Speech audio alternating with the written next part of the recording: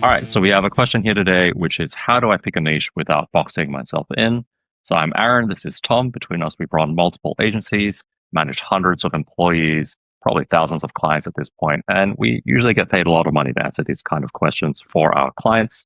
Today, we're going to talk about how do I pick a niche without boxing myself in? And this is sort of a question in three parts. There's going to be people who are starting out as agencies or service providers. There's going to be people who are established and in the middle somewhere, and people who have been doing this for a long time. So to kick it off, let's talk about if you're just getting into the services business for the first time. How do you pick a niche? Because that's what you're taught. That's what all the gurus on YouTube and other places tell you.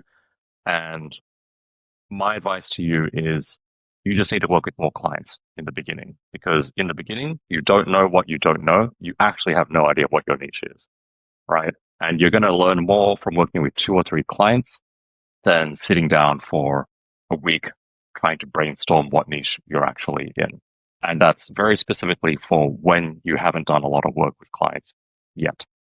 I know, Tom, once agencies are more established, they need to do something a little different. So can you tell us more about that? Well, yeah, once you work with enough clients, you got to kind of figure out where you're going to go narrow and deep, because that's how you become the best and people want you, right? But I still like to think of this in market segments more than niches and more than outcomes, because I see a lot of people box themselves in with the wrong thing. And segments are a lot harder to switch between, because if you get known as the best person for solving marketing problems for life coaches, and that is your group, and then you want to switch to being a problem solver for CEOs, they will not take you seriously. Not with the same offer, you know? And trying to sell it outcome based is incredibly hard, because if you just say like, I solve marketing problems for everybody, that kind of makes it sound like you don't know what you do for anyone. What You is know what I mean? appealing as well as It's not as, specific yeah, segment? yeah. Yeah. Oh, it's more about picking the segment, because if you do have a segment, and then you can always do what Aaron said, you can work with more people within that segment, and you can adjust your offer much easier.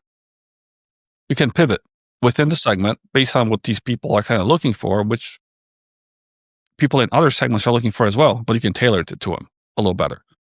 Then being like, okay, I'm going to try to cross segment now. And my marketing offer is for SaaS, course creators, CEOs, and then, I don't know, unicorns.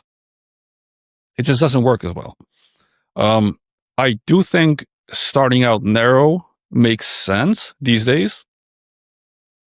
And I think we've spoke about this before in one of the videos. Like you don't want to get into a battle you can't win, right? So if you go too broad and you're like, I'm a whatever marketing advice person for all businesses, and then everyone already looks at Hormozi for that, and then you're just like, okay, I'm not going to beat out Hormozi. It's not possible. I can wait till he dies, but I'm not going to beat him out. So you want to go narrow enough where it's like there's no one like him in that niche or segment that you're always going to be number 2, because the difference, and if anyone's done SEO, the difference between 1 and 2 is huge. And it's always like that. And then you got to make sure that this segment is big enough to hold a big fish, because some segments are too small and you can't grow in it. Like, you know, and I'm saying like you can't even make like 200K a year with some segments if you go just with a weird one, right? Like stay-at-home moms who are knitting hats or something. And I've seen this type of thing. They just can't pay you.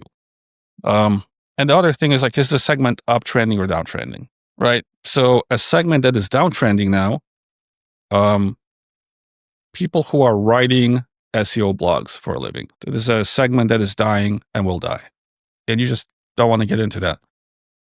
So that's my advice for that second piece. The third one, I think you have something. Yeah. So once you've been doing this for a really long time, you have your segments and stuff. You're probably thinking, have I boxed myself into a niche? How do I get out of it? And we'll go back to the piece of advice that Tom and I gave you or gave out in another video, which is it's always easier to cycle out old clients and get new ones than try to convert your older clients into your new niche clients, so to speak. Right. So if you need to change your offer or what you're doing for clients, it's usually, or your pricing, which I believe is the context we talked about in the first time we talked about this. It's always easier to fire old clients and get new ones than to try to convert your existing clients. Yeah, the problem I would see with a lot of this is the offer change, because we often need to pivot.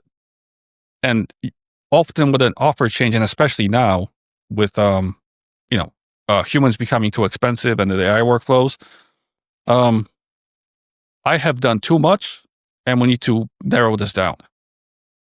And telling a client that you've had for a long time, well, we're not going to be doing half this stuff anymore, but we're going to be charging the same. Well, that's tough. That's tough. Yeah. All right. That is it for this one. Thanks for listening. Hit subscribe, and we will see you in the next video.